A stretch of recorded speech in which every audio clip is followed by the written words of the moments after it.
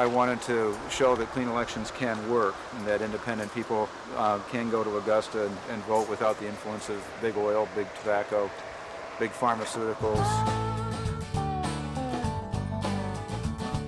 Indeed, since the enactment of clean elections, Maine state legislature has passed bills to control the price of prescription drugs, roll back some boondoggles to wealthy interests, and start the state toward universal health care coverage.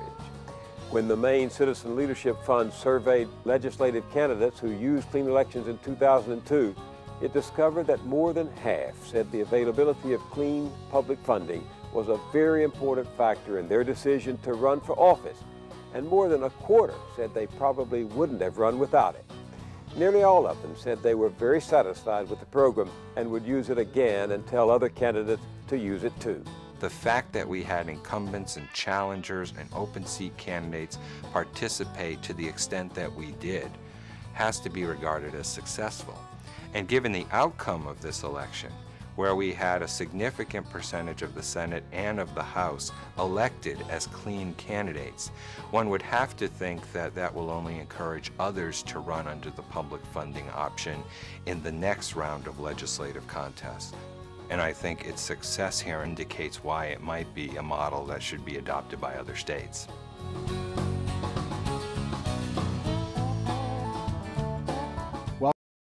Our next guest is David Nevin, once again from Clean Money, Clean Elections Monroe. David, we've just seen a video where we've seen some solutions to the problem of money and campaigns in other states. What's going on in New York State? Well, in New York State, there are a pair of bills that have been offered in the state legislature, the Senate and Assembly, every year for the past couple of years. They've been offered again this year, and they'll be offered again next year.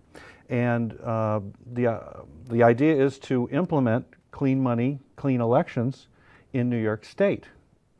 The bills, if they're passed and signed into law, would create an option for candidates running for state-level office. That would be governor, state senator, assembly person, lieutenant governor, those offices. It would create an option for them to receive public financing for their campaigns only if they meet certain criteria. Now, you may have heard about public financing of campaigns before, but this is not partial financing. If a candidate chooses to run as a clean money candidate based on this legislation, he or she would not be able to accept any donation, any private donations, and would not be able to spend any of his or her own money. They would receive money from the state to do their campaign financing, their print ads or their telephone calls or the expenses that they incur to run for office. And where's this money going to come from? In our legislation that we're proposing, the general fund. It adds up to about $5 per taxpayer per year.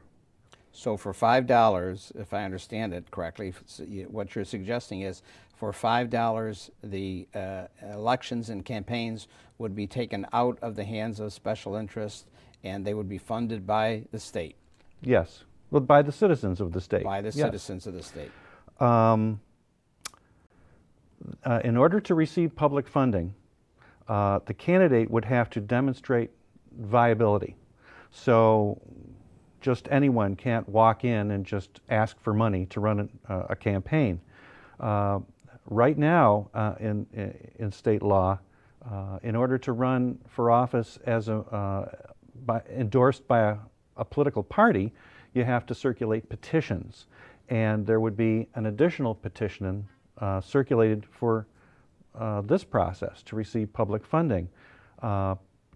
Potential candidates would have to begin circulating these petitions, I believe, 6 months before the campaign, before the election, and they could be endorsed by any registered voter of any party, and each person who endorses them would have to contribute a $5 donation which doesn't go to the candidate. The $5 donation goes to the state campaign financing fund.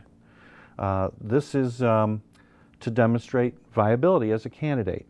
They have to get a certain number of signatures on petitions, and if they meet that criteria, then they can begin to get public funding for the primary season and for the general election season.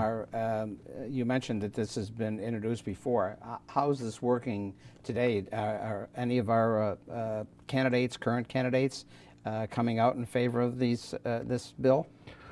Well, Elliot Spitzer and David Patterson have endorsed the concept, and in fact, David Patterson, the lieutenant governor candidate, is the sponsor, one of the sponsors of the legislation in the state Senate.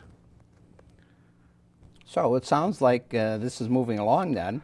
There is a possibility then for these bills to be passed. Yes, there's a pretty good possibility, and assuming that they go into law, if they were to be signed into law next year, for example, they would probably take effect the following year. It's important to note that politicians who choose to run as clean money candidates, they can choose to run as clean money candidates. They're not forced into it. And we hope that this legislation will create an incentive for people to run for office as clean money candidates and create a disincentive for them to take their campaign contributions from corporations and special interests and labor unions. And okay. Well, thank you very much. That's a good explanation of what's going on in New York State, and we'll look forward to some success. Thank you.